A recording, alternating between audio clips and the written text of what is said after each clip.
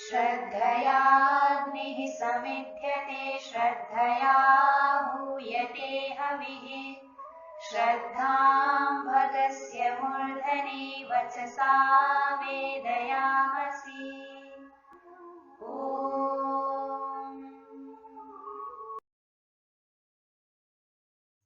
नमस्ते जी।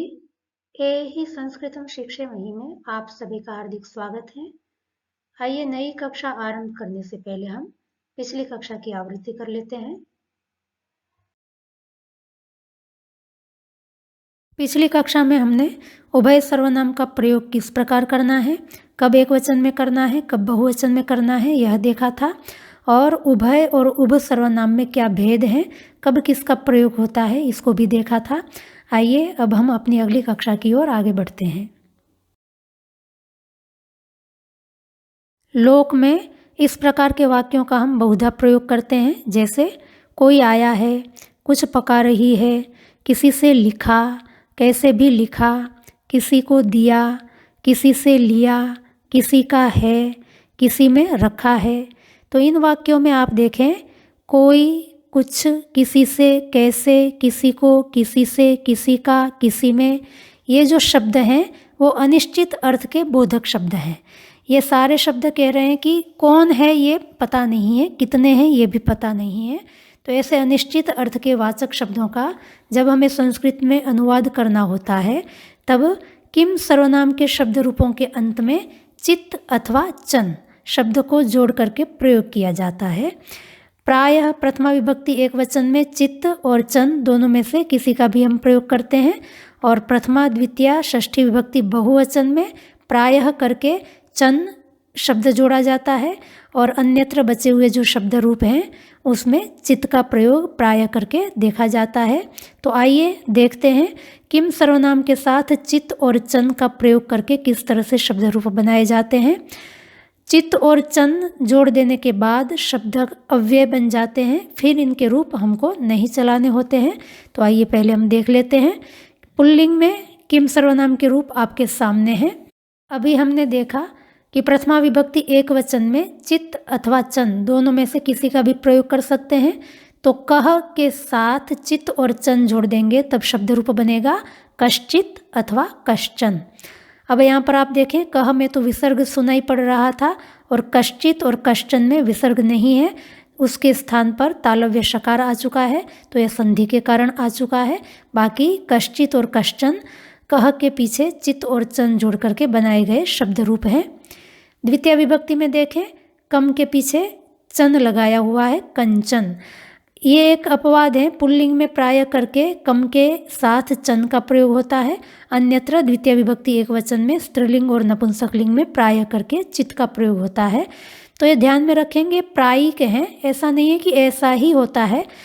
चन की जगह पर हो सकता है कभी कभी आपको चित्त भी मिल जाए, अर्थात कंचित शब्द रूप भी मिल सकता है, पर प्राय करके कंचन शब्द का प्रयोग ज़्यादा होता है।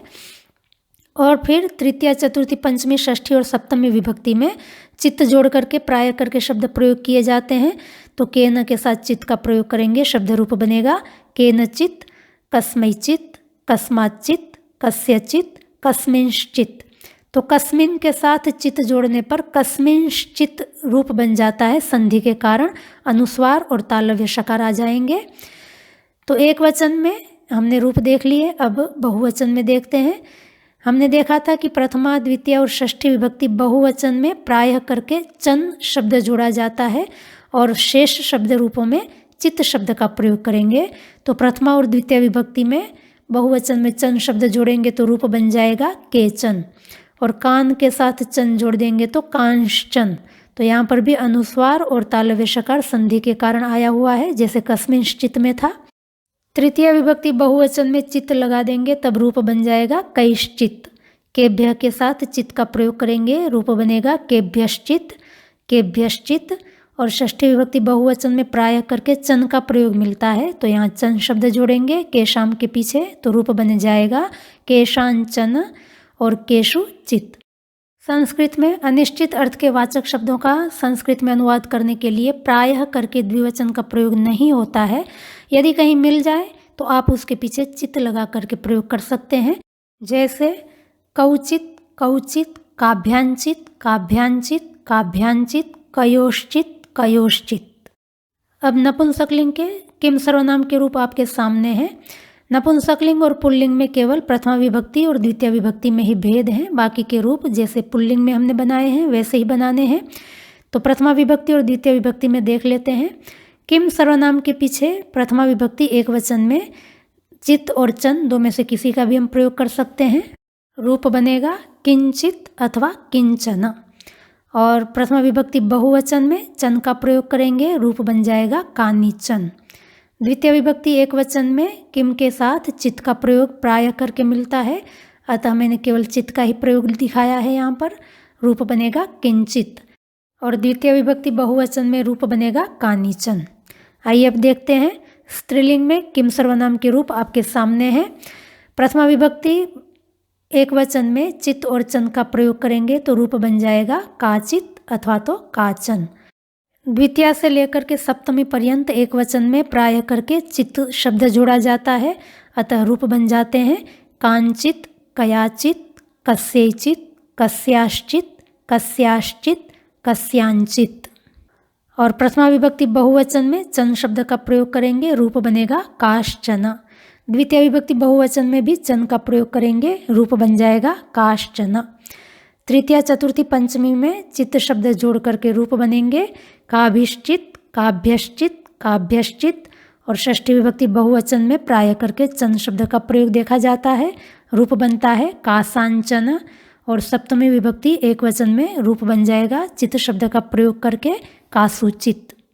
तो ध्यान रखें, चित्त और चन के लिए कोई विशेष नियम नहीं है, पर प्रयोग बाहुल्यत को देख करके मैंने चित्त और चन का विभाजन किया है। प्राय करके इस तरह के शब्द मिलते हैं, पर जरूरी नहीं है कि जहाँ पर हमने चन का प्रयोग किया है वहाँ पर चित्त का प्रयोग नहीं होता, अथवा जहाँ हमने चित्त का प्रयोग किया है वहाँ पर चन का प्रयोग नहीं होता, ऐसा नहीं है।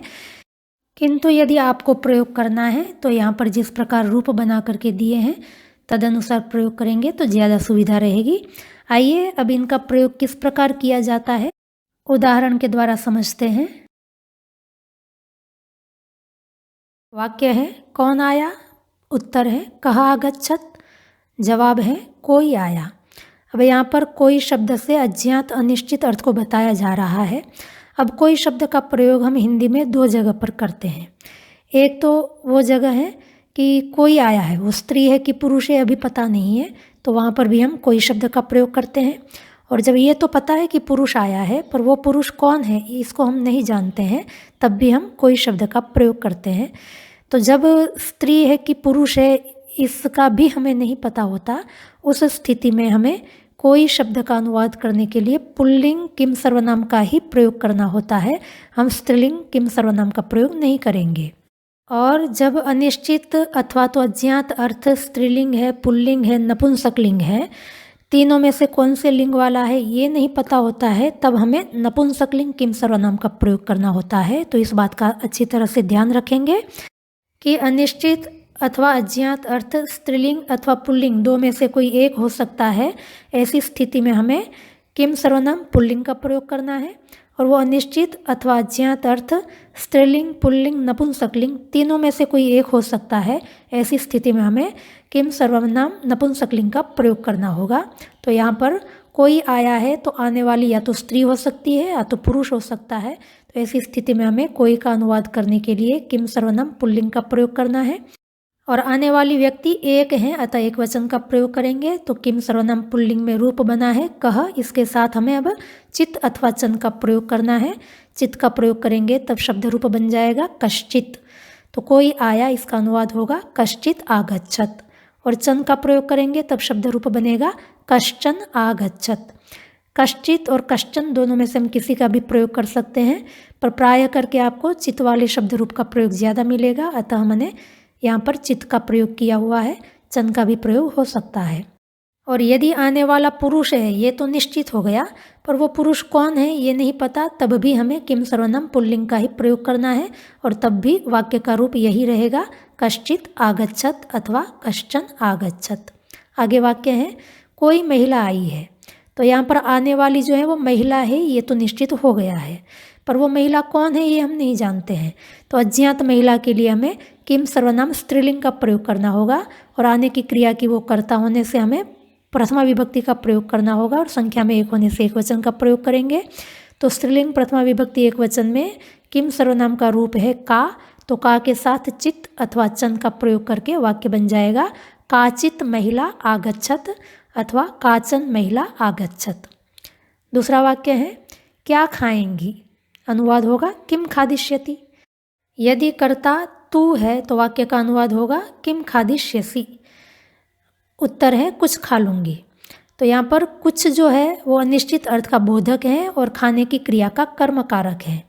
अब कुछ से जिन वस्तुओं को बताया जा रहा है उसमें हमें पता नहीं है कि वो वस्तुएं स्त्रीलिंग है कि पुल्लिंग है कि नपुंसकलिंग है। 3 लिंग में से कौन सी लिंग वाली वस्तु है ये पता नहीं होता है, तब हमें नपुंसकलिंग किम सर्वनाम का प्रयोग करना होता है। तो यहाँ पर कुछ का अनुवाद करते समय हमें किम सर्वनाम नपुंसकलिंग का प्रयोग करेंगे, कर्मकारक होने से द्वितीय विभक्ति और संख्या में एक होने से एकवचन का प्रयोग करेंगे। किम सर्वनाम द्वितीय विभक्ति एकवचन में शब्द है किम, उसके साथ चित्त शब्द का प्रयोग करने पर शब्द रूप बनता है किंचित, अतः कुछ खा लूँगी। इस वाक्य का अनुवाद होगा किंचित खादिष्यामि। दूसरा वाक्य है कुछ फल हैं वो खा लूँगी। यहाँ पर फल हैं ये तो हमें पता है, पर वो कितने हैं ये नहीं पता है। तो इस वाक्य में कुछ शब्द हैं वो फल की अनिश्चित संख्या को बता रहा है, अर्थात फल का संख्या विशेषण है। अतः जो लिंग विभक्ति वचन फल में होंगे वही लिंग विभक्ति वचन हमें कुछ का अनुवाद करते समय प्रयोग करना होगा। तो आप देखें फल संख्या में बहुत हैं और हे क्रिया का कर्ता है, अतः फल का अनुवाद करने के लिए हमें फल अकारांत प्रातिपदिक नपुंसकलिंग प्रथमा विभक्ति बहुवचन का प्रयोग करना है। अतः कुछ का अनुवाद करने के लिए भी हमें किम सर्वनाम नपुंसकलिंग प्रथमा विभक्ति बहुवचन का प्रयोग करना होगा। आप देखें किम सर्वनाम नपुंसकलिंग प्रथमा विभक्ति बहुवचन में रूप बनता है कानी। अब कानी के साथ चं शब्द का प्रयोग प्रायः करके मिलता है, अतः अनिश्चित अर्थ का बोधक हो जाएगा कानीचन शब्द। तो हमें कानीचन शब्द को फल के विशेषण के रूप में प्रयोग करना है। तो वाक्य का अनुवाद होगा कानीचन फलानि सन्ति तानि खादिष्यामि। आगे वाक्य है आपके पिताजी किससे ऑफिस जाते हैं, बस से या गाड़ी से। प्रथम वाक्य का अनुवाद होगा भवत्याः पिता केन कार्यालयं गच्छति। दूसरा वाक्य है बस से या गाड़ी से। तो यहाँ जो या शब्द है वो अथवा का वाचक है और संस्कृत में अथवा शब्द का अनुवाद करने के लिए वा अव्यय का प्रयोग होता है। तो हम बस से या गाड़ी से इस वाक्य का अनुवाद करेंगे बसयानेन वा कारयानेन वा। वा अव्यय का प्रयोग दोनों ही साधन के साथ करना है। आगे वाक्य है किसी से भी चले जाते हैं, कभी बस से जाते हैं तो कभी कार से। पहला वाक्य है किसी से भी चले जाते हैं। इस वाक्य में किसी से जो शब्द है वो अज्ञात साधन को बता रहा है, अतः अज्ञात अर्थ के वाचक शब्द का अनुवाद करने के लिए हमें किम सर्वनाम नपुंसकलिंग तृतीय विभक्ति एक वचन का रूप के न इसके साथ चित इस शब्द का प्रयोग करना है। के न के साथ चित शब्द जोड़ते हैं तो शब्द रूप बन जाएगा केनचित, अतः वाक्य का अनुवाद होगा केनचित अपि गच्छति। दूसरा वाक्य है कभी बस से जाते हैं तो कभी कार से।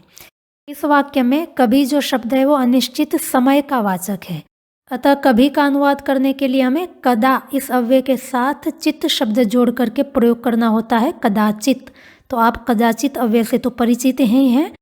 कदाचित अव्यय में जो चित्त है वो अनिश्चित समय को बता रहा है और कदा जो अव्यय है वो भी किम सर्वनाम से बना हुआ ही अव्यय है। तो इस प्रकार कभी बस से जाते हैं तो कभी कार से। इस वाक्य का अनुवाद होगा कदाचित बसयानेन गच्छति तो कदाचित कारयानेन। आगे वाक्य है साड़ी किसको दूं, धोबी को या ड्राई क्लीनर को। साड़ी किसको दूं इस वाक्य में किसको इस शब्द के द्वारा देने की क्रिया के संप्रदान के विषय में पूछा जा रहा है, अतः किसको इसका अनुवाद करने के लिए हमें किम सर्वनाम चतुर्थी विभक्ति एक वचन का प्रयोग करना होगा। पर आप ध्यान दें जिसको दिया जाएगा वो या तो स्त्री होगी या तो वो पुरुष होगा, प्राय करके नपुंसक नहीं होता है, अतः यहाँ पर हमें पुल्लिंग किम सर्वनाम का प्रयोग करना है। तो किम सर्वनाम पुल्लिंग चतुर्थी विभक्ति एक वचन में रूप बनता है कस्मई, अतः साड़ी किसको दूं इसका अनुवाद होगा शाटिकाम कस्मई अच्छानी। दूसरा वाक्य है धोबी को या ड्राई क्लीनर को। तो धोबी को संस्कृत में रजक कहते हैं, अकारांत पुल्लिंग प्रातिपदिक है। और ड्राई क्लीनर के लिए संस्कृत में शुष्क शोधक शब्द का प्रयोग होता है, अकारांत पुल्लिंग प्रातिपदिक है। इन दोनों को देने की बात पूछी जा रही है, अतः धोबी और ड्राई क्लीनर दोनों ही संप्रदान कारक कहलाएंगे। इनका अनुवाद करने के लिए हमें चतुर्थी विभक्ति का प्रयोग करना होगा। तो वाक्य का अनुवाद होगा रजकाय वा शुष्क शोधकाय वा। आगे वाक्य है तेरी मर्जी, किसी को भी दे दे। मर्जी के लिए संस्कृत में इच्छा शब्द का प्रयोग होता है और तेरी जो है वो संबंध का वाचक है, अतः तेरी मर्जी इसका अनुवाद होगा भवत्याः इच्छा। किसी को भी दे दे, इस वाक्य में किसी को जो शब्द है वो अनिश्चित संप्रदान कारक को बता रहा है। वो स्त्री भी हो सकती है, पुरुष भी हो सकता है। अतः इसका अनुवाद करने के लिए हमें किम सर्वनाम पुल्लिंग चतुर्थी विभक्ति एक वचन का रूप कस्मै इसके साथ चित शब्द का प्रयोग करना होगा। तो वाक्य का अनुवाद होगा कस्मै चित अपि यच्छतु। तो दोनों वाक्य का अनुवाद हो गया भवत्याः इच्छा कस्मै चित अपि यच्छतु। आगे वाक्य है बुढ़िया कहाँ रहती हैं। बुढ़िया को संस्कृत में वृद्धा कहते हैं, आकारांत स्त्रीलिंग प्रातिपदिक है, अतः संस्कृत में अनुवाद होगा वृद्धा कुत्र वसति। उत्तर है किसी गांव में रहती है। तो इस वाक्य में किसी शब्द से अज्ञात गांव को बताया जा रहा है, अर्थात किसी शब्द गांव का विशेषण है। अतः जो लिंग विभक्ति वचन गांव का अनुवाद करते समय हम प्रयोग करेंगे, वही लिंग विभक्ति वचन का प्रयोग हमें किसी का अनुवाद करते समय किम सर्वनाम के रूपों में प्रयोग करना है। अब रहने की क्रिया का गांव अधिकरण कारक होने से हमें सप्तमी विभक्ति का प्रयोग करना है और गांव संस्कृत में पुल्लिंग प्रातिपदिक होता है। तो गांव का अनुवाद करते समय हमें पुल्लिंग सप्तमी विभक्ति एक वचन का प्रयोग करना है, अतः किसी इसका अनुवाद करते समय भी हमें किम सर्वनाम पुल्लिंग सप्तमी विभक्ति एक वचन कस्मिन के साथ चित्त शब्द का प्रयोग करना है। तो सप्तमी विभक्ति एक वचन में कस्मिन के साथ चित्त शब्द का प्रयोग करेंगे तब रूप बनेगा कस्मिंश्चित्। अतः वाक्य का अनुवाद होगा कस्मिंश्चित् ग्रामे वसति। आगे वाक्य है कहाँ जाऊँ मैं। जाऊँ का अनुवाद करने के लिए हमें लोट लकार का प्रयोग करना है। वाक्य का अनुवाद होगा कुत्र गच्छाम्यहम्। उत्तर है कहीं भी जा, मुझे तंग मत कर। कहीं भी जा इस वाक्य में कहीं शब्द अनिश्चित अज्ञात स्थान को बता रहा है और अनिश्चित अथवा अज्ञात स्थान के लिए हमें कुत्र इस अव्यय के साथ चित्त शब्द का प्रयोग करना होता है। तो कहीं इसका अनुवाद करने के लिए कुत्रचित शब्द का प्रयोग करेंगे। कुत्र जो है वो भी किम सर्वनाम का ही एक शब्द रूप है। भी का अनुवाद करने के लिए अपि अव्यय का प्रयोग करेंगे। तो कहीं भी जा इसका अनुवाद होगा कुत्रचिद अपि गच्छ। दूसरा वाक्य है मुझे तंग मत कर। यहाँ क्रिया है तंग करना। तंग करना इसके लिए संस्कृत में तंग की क्रिया का प्रयोग होता है। इसके रूप पाठी के समान ही चलते हैं और आदेश होने से लोट लकार का प्रयोग करेंगे। कर्ता त्वम होने से हमें मध्यम पुरुष एक वचन का प्रयोग करना है। मत का अनुवाद करने के लिए माँ इस अव्यय का प्रयोग करना है।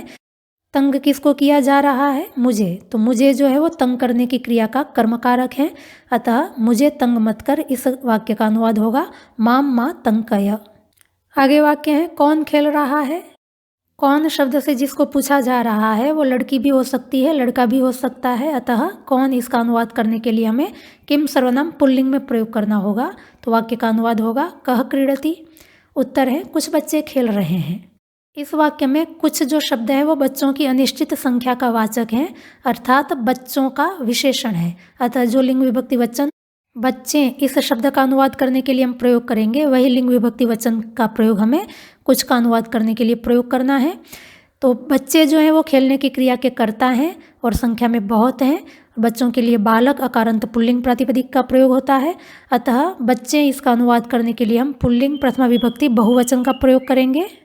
अतः कुछ इसका अनुवाद करते समय भी हमें किम सर्वनाम पुल्लिंग प्रथमा विभक्ति बहुवचन का जो रूप है के, इसके साथ चन शब्द का प्रयोग करके शब्द बनाएंगे केचन।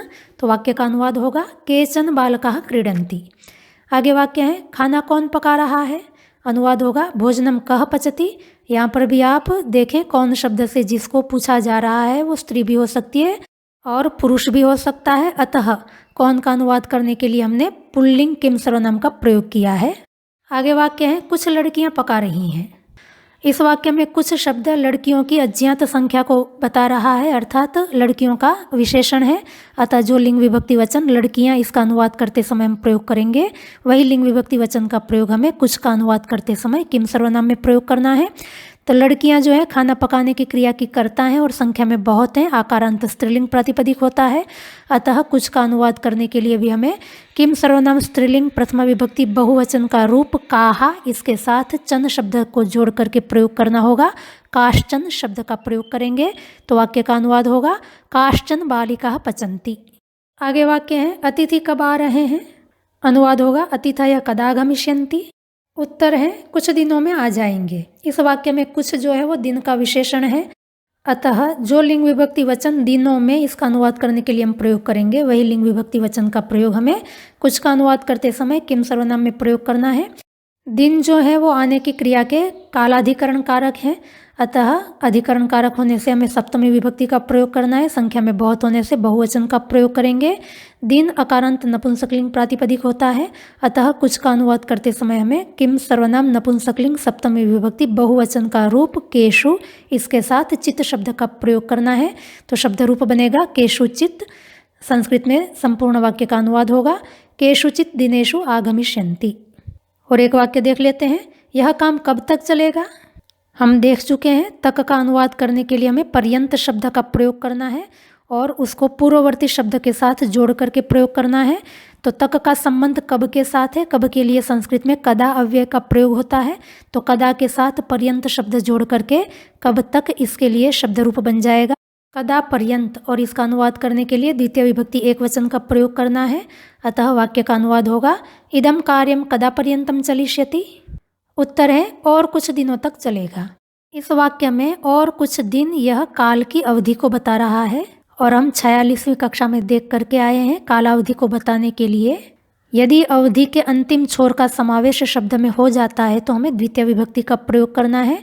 तो इस वाक्य में और कुछ दिनों तक इस कालावधिवाचक शब्द में अवधि के अज्ञात अंतिम छोर का भी समावेश हो गया है, अतः हमें द्वितीय विभक्ति का प्रयोग करना होगा।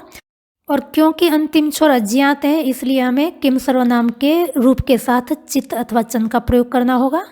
इस वाक्य में देखें कुछ जो है वो दिनों का विशेषण है, अतः जो लिंग विभक्ति वचन दिन में आएंगे वही लिंग विभक्ति वचन हमें कुछ का अनुवाद करते समय प्रयोग करना है।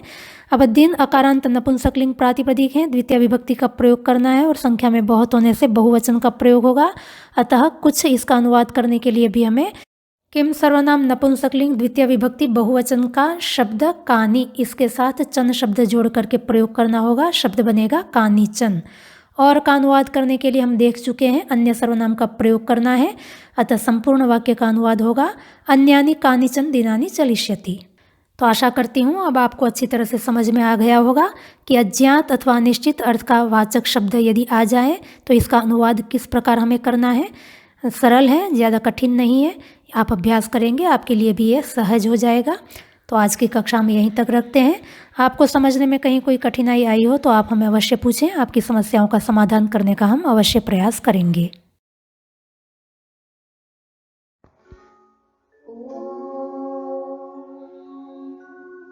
श्रद्धां प्रातर्हवामहे श्रद्धां मध्यं दिनं परि श्रद्धां सूर्यस्य निम्रुचि श्रद्धे श्रद्धापये हनः। ॐ